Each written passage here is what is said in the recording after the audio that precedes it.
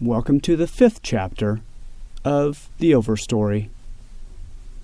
Ray Brinkman and Dorothy Cazaly.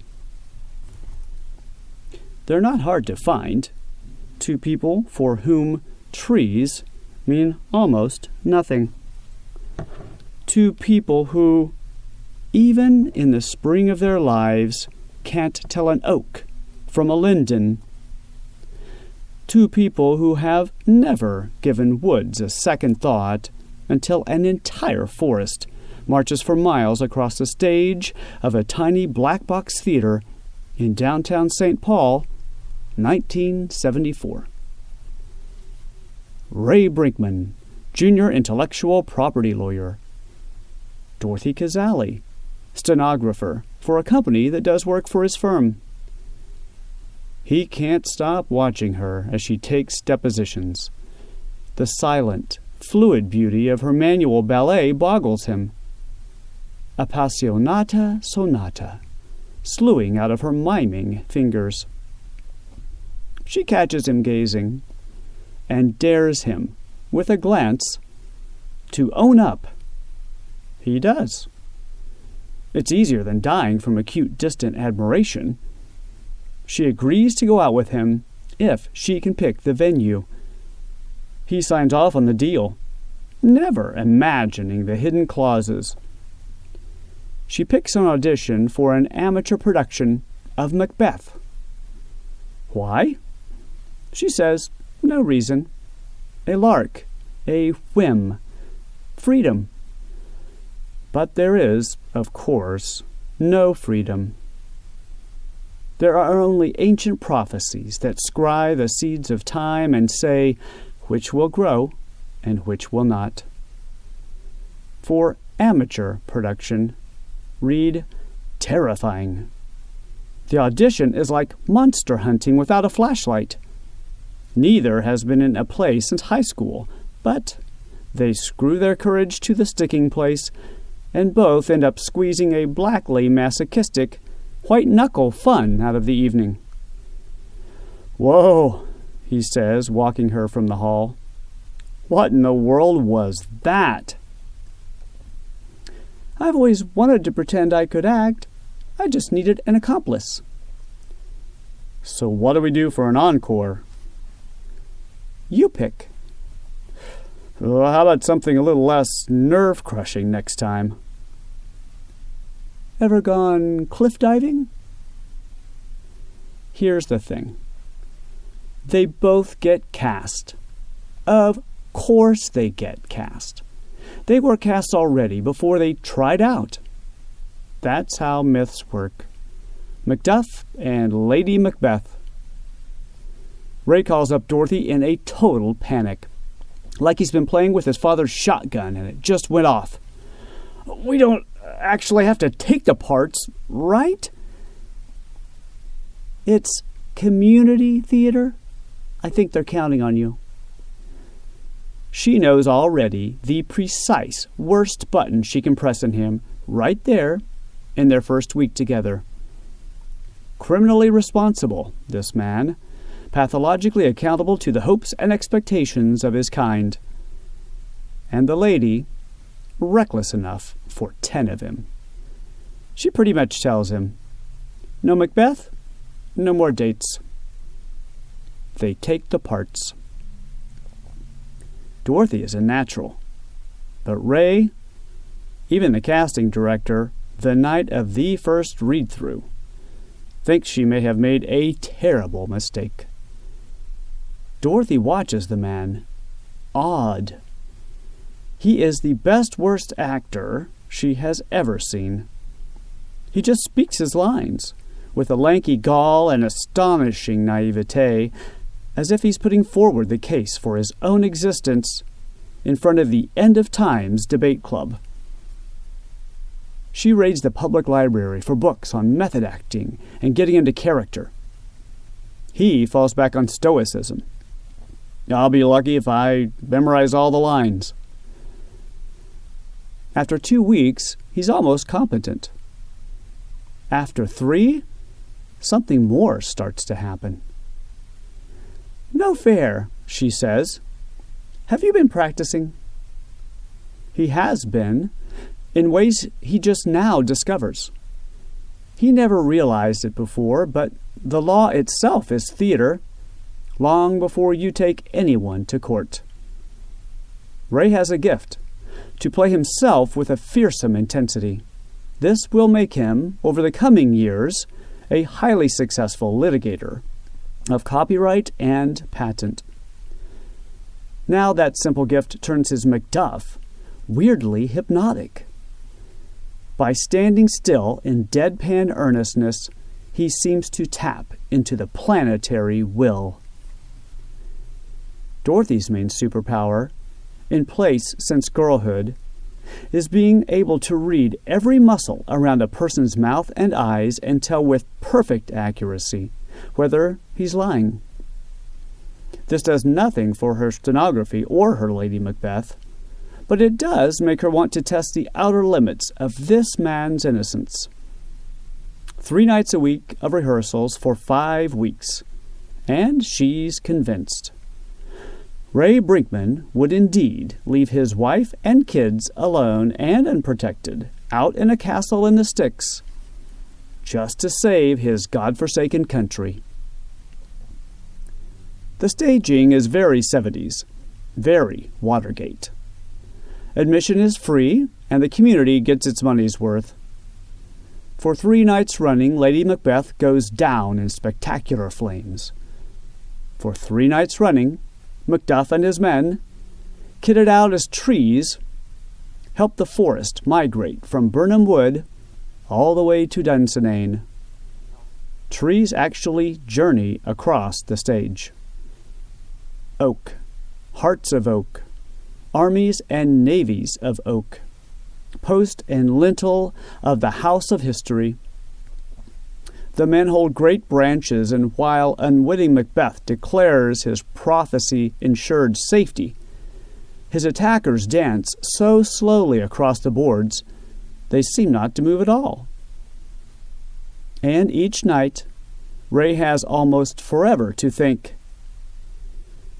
something is happening to me, something heavy, huge, and slow, coming from far outside that I do not understand. He has no idea.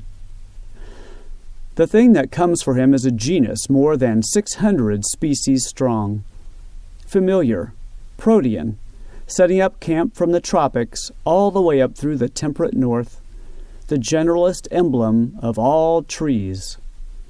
Thick, clotted, craggy, but solid on the earth and covered in other living things. 300 years growing, 300 years holding, 300 years dying. Oak. The Oaks swear him in as temporary deputy in their fight against the human monster. Good Macduff hides behind their cut branches. Many living things were harmed in the making of this production.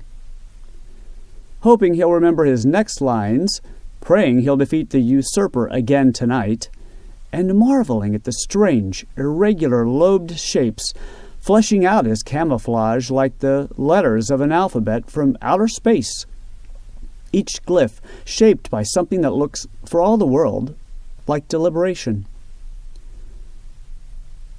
He can't read the text on his banner. It's written by a thing with 500 million root tips. It says, oak and door come from the same ancient word. After the closing night party, Ray and Dorothy end up in bed. Theater and Dorothy's whim have held them in suspended thrall for that long. Then a cliff dive for him, after all. It's dark enough to hush the worst of their many inner sirens and alarms. But 6 inches from his candlelit face, she can still make out the smallest muscles around his eyes. How do you feel about your parents? Have you ever had a racist thought? Did you ever shoplift? Am I on trial? Why are you torturing me? No reason. Her whole face twitches like a Mexican jumping bean. He rolls onto his back and looks up to the ceiling. I've never been on stage like that before. It makes you feel like you're talking to the gods. Doesn't it just? And then, do you think we're going somewhere? She scrambles up on her elbow to find his face. We? You mean like humanity? Sure, but you and me first, then everybody. I don't know. How the hell should I know? He hears her anger and thinks he understands. His hand pats about on the sheets, feeling for hers. I feel like this was supposed to happen. This? Merciless, Lady M mocking. Destiny, you mean? It's like he's frozen, floating across the stage in time-lapse again, disguised as Burnham Wood. I earn a good salary. I'll be all paid up on my loans in 5 more years. They'll make me a partner before you know it. Her eyes squeeze shut. In a few years, the bombs will be falling. The Earth will be spent. And the only humans left will be fleeing the planet in rockets to nowhere. You wouldn't have to work if you didn't want to. She sits up. Her hand presses down on his sternum, pinning him. Hang on. Oh, God! Are you proposing? He cocks his head and dares her. Heart of oak. Because we slept together? Once? She doesn't need her special gift to see how badly the mockery stings him. Wait, am I your first? He holds still, frozen, halfway across the stage. Maybe you should have asked me that 2 hours ago. Look, I mean, marriage? The mere word in her mouth turns baroque and alien. I can't get married. I'm supposed to, I don't know, go backpacking in South America for 2 years, or move to the village and take drugs, get involved with a light plane pilot who moonlights for the CIA. I have a backpack. They have patent lawyers in New York. I'm not sure about the pilot part. She's ambushed, and laughing, and shaking her head. You are joking. You're not joking? Oh, what the hell? She does a back dive onto the pillows. What the hell, I say? Lead on, Macduff. They have each other again. This time, it's binding. In the stillness of afterward, she can feel the wet on his temple. Is something wrong? Nothing. I don't scare the crap out of you? No. You're lying to me. First time. Perhaps. But you love me. Perhaps. Perhaps? What the hell is that supposed to mean? Something huge and heavy and slow and far away and altogether unknown to him begins to say what it might mean. And then he proceeds to show her. Ray's prediction comes true. It takes just 5 years to pay off all his debts. He makes partners soon after.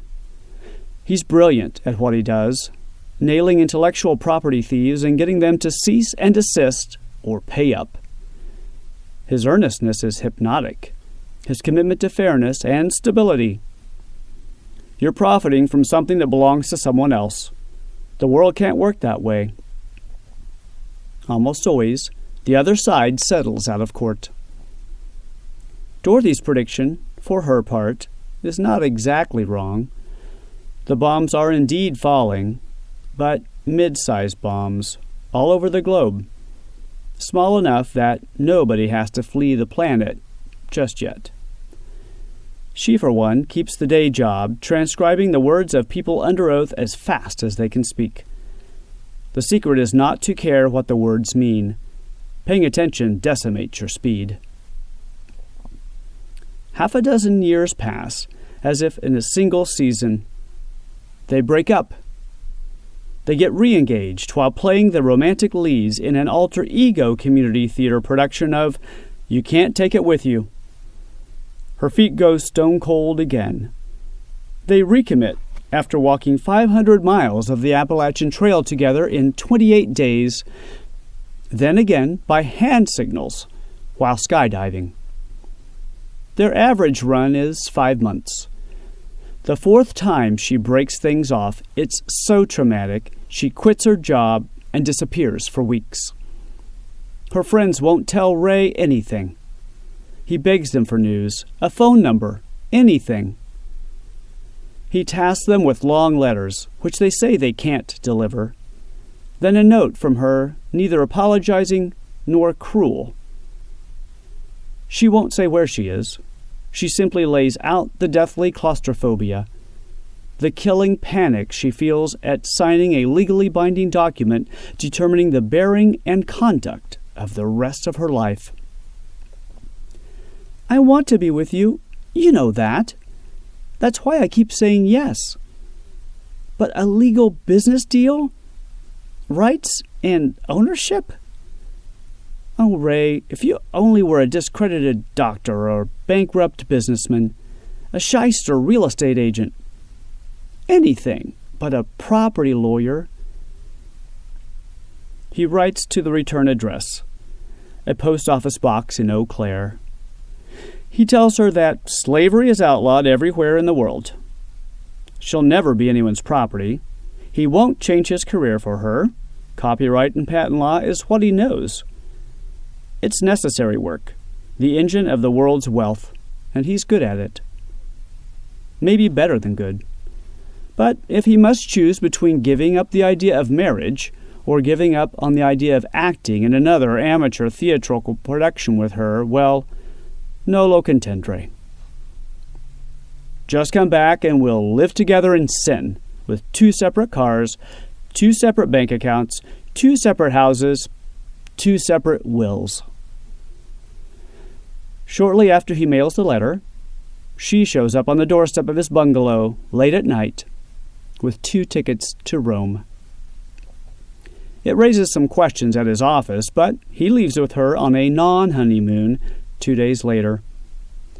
On the third night in the eternal city, with a Prosecco flowing freely and all the pretty lights and the crumbling antiquities and the damn street music and the lime trees with their glorious crowns and white lights strung all through their graceful boughs, she asks him, "What the hell?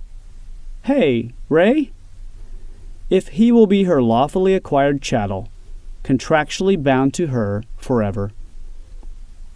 They end up chucking coins over the left shoulders into the Trevi fountain. Not an original idea, and they probably owe someone royalties. They make it back to St. Paul in time for Oktoberfest. They swear to each other never to tell anyone, to deny everything. But their friends guess, the moment the couple steps out smirking in public together. What happened to you two in Rome? Nothing special. No one needs any superpower in reading facial muscles to know that they're lying through their teeth. Did you get thrown in jail or something? Did you get married? You two got married, didn't you? You're married. And it makes no earthly difference in the world. Dorothy moves back in. She insists on scrupulous bookkeeping, splitting every shared expense down the exact middle. But something in the back of her brain thinks, as she drifts through his lovely library and dining room and sunroom, when it happens, when it's time to brood, when I turn all weird and hot to propagate, then all of this will belong to my babies. On their first anniversary, he writes her a letter. He puts some time into the wording. He can't possibly speak the words, so he leaves them on the breakfast table when he goes to work. You have given me a thing I could never have imagined before I knew you. It's like I had the word book, and you put one in my hands. I had the word game, and you taught me how to play. I had the word life, and then you came along and said, "Oh, you mean this?" He says there's nothing on earth he can give to her for their anniversary to thank her for what she has given him. Nothing, except for a thing that grows. Here's what I propose we do. He doesn't know where he gets the idea. He has forgotten the slow, heavy outside prophecies that came over him on his first amateur theatrical outing, when he had to play a man who had to play a tree. Dorothy reads the words while driving herself to the courthouse for an afternoon of transcribing hearings. Every year, as close to this day as we can, let's go to the nursery and find something for the yard. I don't know anything about plants. I don't know their names or how to care for them. I don't even know how to tell one blurry green thing from another. But I can learn, as I've had to relearn everything. Myself, my likes and dislikes, the width and height and depth of where I live, again, alongside you. Not everything we plant will take, not every plant will thrive, but together we can watch the ones that do fill up our garden. As she reads, her eyes cloud, and she drives up onto the curb and wraps the car around a Parkway linden wide enough to destroy her front grill. Now the linden, it turns out, is a radical tree, as different from an oak as a woman is from a man. It's the bee tree, the tree of peace, whose tonics and teas can cure every kind of tension and anxiety, a tree that cannot be mistaken for any other. For alone in all the catalog of 100,000 earthly species, its flowers and tiny hard fruit hang down from the surfboard bracts, whose sole perverse purpose seems to be to state its own singularity. The lindens will come for her, starting with this ambush. The full adoption will take years. She requires 11 stitches to close the gash above her right eye, where the steering wheel cut her open. Ray rushes from his office to the hospital. In his panic, he crunches the right rear bumper of a doctor's BMW in the hospital parking garage.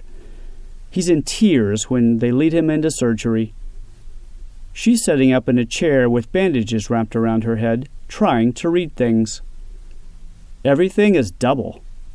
The brand name on the gauze wrappings looks to her like Johnson and Johnson and Johnson and Johnson. Her eyes light up to see him, both of them. Ray, honey, what's wrong?" He rushes to her and she recoils in confusion.